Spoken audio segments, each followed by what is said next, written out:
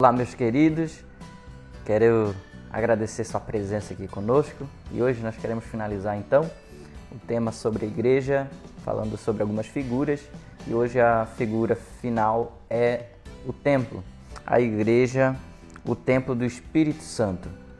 Temos um texto base, 1 Coríntios 3,16, que nos diz: não sabeis que sois santuário de Deus e que o Espírito de Deus habita em vós? Qualquer dificuldade para um verdadeiro cristão em relação à compreensão do templo e sobre a habitação de Deus vai se dar devido à sua compreensão do que é verdadeiramente a igreja.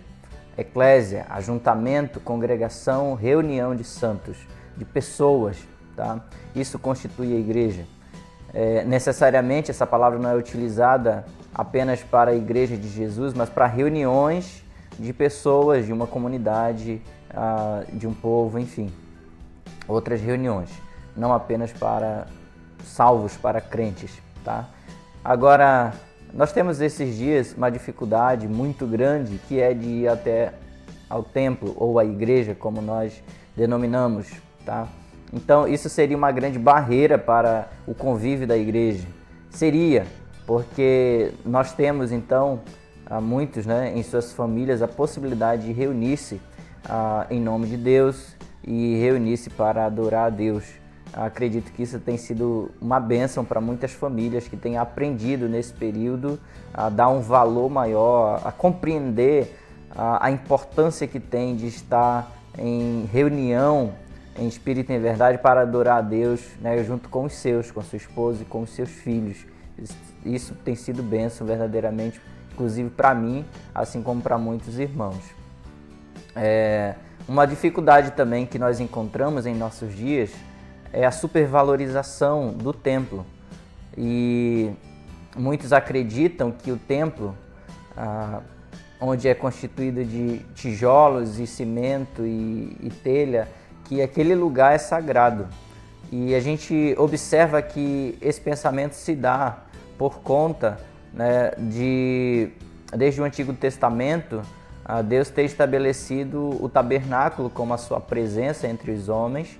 Depois, posteriormente, nós temos então o templo de Salomão, onde também se tornou a habitação de Deus entre o seu povo, agora de maneira fixa, porque já estavam na sua terra. Só que esses templos e o tabernáculo, eles já não existem mais. No tempo de Jesus, existia já um outro templo que foi reconstruído, e a Bíblia nos diz que ele foi ao templo muitas vezes e ele pregava o evangelho no templo, porque ele veio para os seus, para os judeus, e ele pregou o evangelho e trouxe a luz de Deus, para a verdade de Deus para esse povo que o rejeitou. Ele esteve diariamente, ele falou para aqueles que foram prendê-lo: eu estive sempre com vocês no templo e vocês nunca me prenderam. Depois nós temos também a igreja já estabelecida em Atos, e nós vemos menção também de que os irmãos reuniam-se diariamente e eles iam também até o templo, que era um lugar onde pessoas buscavam a Deus para adorar. Agora, no decorrer e na expansão do evangelho, na expansão da igreja, com o decorrer dos anos, você observa que a figura do templo, propriamente dita, se perdeu, porque nós vemos também menções bíblicas de pessoas reunindo-se de casa em casa, pessoas reunindo-se na casa de alguns irmãos. Paulo, inclusive, quando ele começa a expandir a proclamação do evangelho, você não tem essa preocupação, essa menção do templo, de que todos deveriam ter um templo como nós temos nos dias de hoje, mas nós vemos ele mandando recados e saudações à igreja que reunia-se na casa de determinados irmãos. Então a casa se tornou a principal reunião dos santos. Com o passar dos anos, é claro, na história, nós temos novamente religiosamente estabelecido um templo.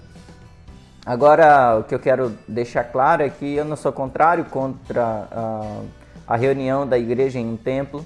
Agora, nós precisamos ter cuidados em relação à supervalorização desse lugar, porque de fato agora em nossos dias nós não podemos ir ao templo para o ajuntamento. Mas nós podemos e devemos fazer isso não só agora durante a pandemia, mas posterior à pandemia. Valorizar as reuniões de santos nas casas, reuniões, para cultos fora do templo, porque a igreja precisa de fato estar em atividade, em plena atividade de congregar, mas também de visitar, mas também de fazer cultos onde possam ser pregados, pregado o evangelho na casa de pessoas que não conhecem ao Senhor. E a gente precisa ter essa descentralização, ao meu ver, das reuniões dos santos, tá? Uma vez que o templo verdadeiramente, agora ele muda, como o texto diz, o templo, nós somos o santuário de Deus, o nosso corpo é a habitação de Deus, Atos vai nos dizer que Deus não é um Deus que habita em santuário feito por mãos humanas, tá? E agora ele habita em nós. Quando Jesus vem em João, o verbo se faz carne e habitou entre nós. Essa palavra habitar significa exatamente aquilo que ele fez no Antigo Testamento. Ele acampou, ele estabeleceu seu tabernáculo, a sua habitação entre os homens. E quando Jesus ele ressuscita, ele diz que ele está indo, mas ele vai mandar um Consolador, e esse é que passa a habitar em nós. O Espírito Santo, diz 1 Coríntios 3,16, de que o Espírito Santo de Deus é que habita em nós. E a importância que nós devemos ter hoje como igreja não é apenas de cuidar e de valorizar o templo, o que nós denominamos de igreja, que de fato não é igreja, é o templo para a congregação da igreja, para o ajuntamento da igreja, que pode se dar também fora do templo, em uma escola, em uma casa, em um campo, embaixo de uma árvore, quando pessoas que conhecem a Deus e que são verdadeiramente discípulos dele se reúnem, ali está a igreja. E nós precisamos ter esse cuidado de que nós não devemos valorizar apenas quando nós estamos dentro de um templo, em uma reunião, mas devemos saber que o Espírito Santo está em nós, em qualquer lugar que nós estamos. Onde nós vamos, o que nós fazemos, nós devemos considerar a importância do Espírito, da habitação dele em nosso corpo. Nós somos o seu santuário. Por isso, 1 Coríntios 6,20 vai dizer: agora, pois, glorificai a Deus em vosso corpo. É aqui que ele habita, é em nós. E nós devemos, sim, esse corpo é santo, esse corpo é o santuário de Deus. É aqui que ele habita, e por isso nós devemos zelar por nosso corpo, não só no aspecto físico dele, mas nós devemos também valorizar, cuidar, zelar no aspecto espiritual. Que Deus habite ricamente em vós e que você também tenha uma compreensão cada dia melhor do que é a Igreja de Deus, e que você possa exaltar a Deus através do seu corpo. Finalizando, a mulher samaritana perguntou o lugar de adoração, e a resposta de Jesus foi que não é em Jerusalém. Eu poderia dizer que não é o templo da igreja, o lugar de adoração é na sua própria vida, em espírito e em verdade.